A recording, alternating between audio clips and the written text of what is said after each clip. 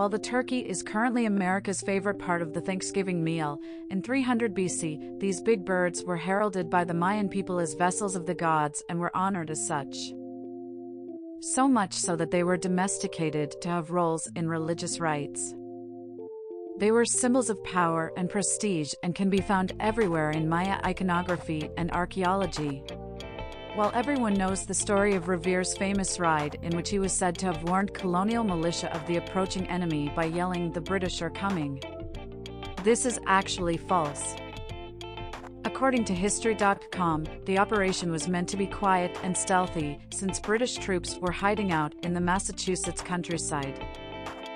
Also, colonial Americans still considered themselves to be British. From 1912 to 1948, the Olympic Games held competitions in the fine arts.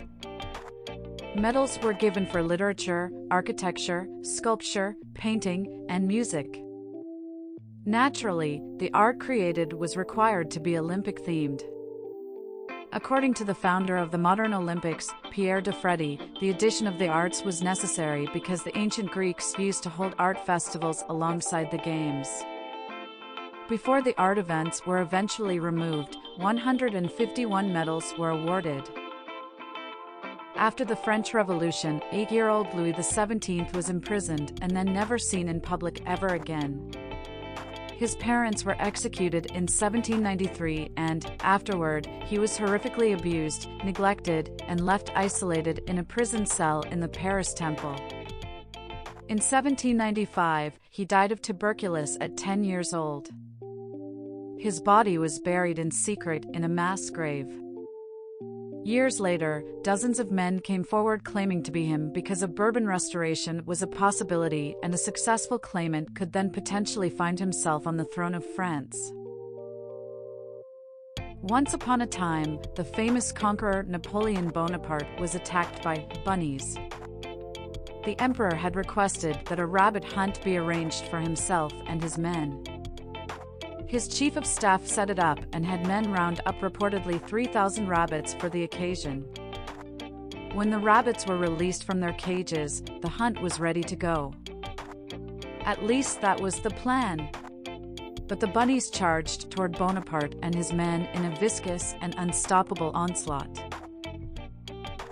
And we were taught that Waterloo was the conqueror's greatest defeat. In 1908, New Yorker Katie Mulcahy was arrested for striking a match against a wall and lighting a cigarette with it. Why?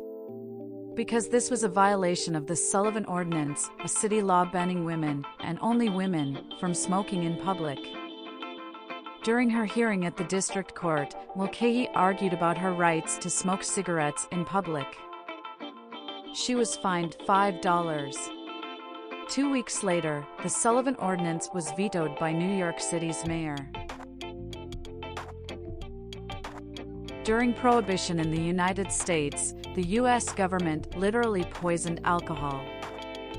When people continued to consume alcohol despite its banning, law officials got frustrated and decided to try a different kind of deterrent: death.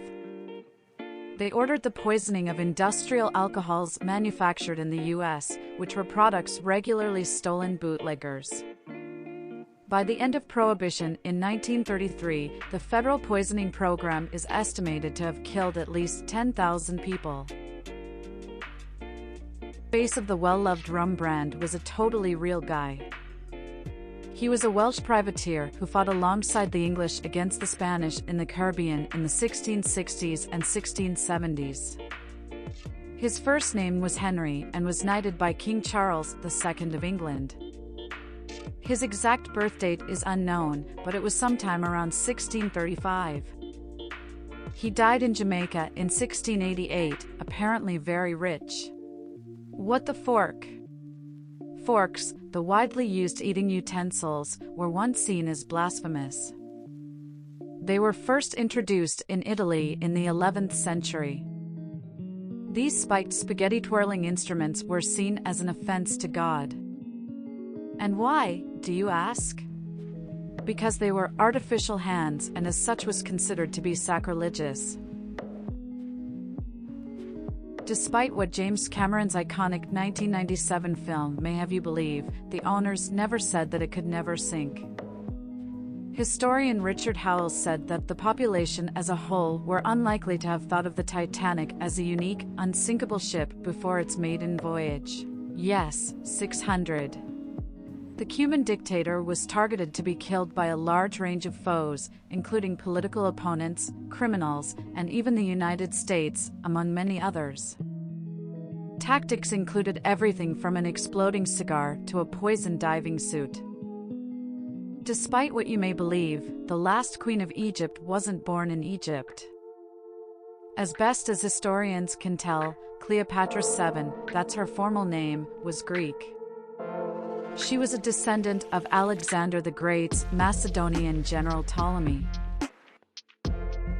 Pope Gregory IV declared war on cats in the 13th century. He said that black cats were instruments of Satan. Because of this belief, he ordered the extermination of these felines throughout Europe. However, this plan backfired, as it resulted in an increase in the population of plague-carrying rats. Everyone knows the nursery rhyme Mary Had a Little Lamb, but you probably didn't know this was based on true story. Her name was Mary Sawyer.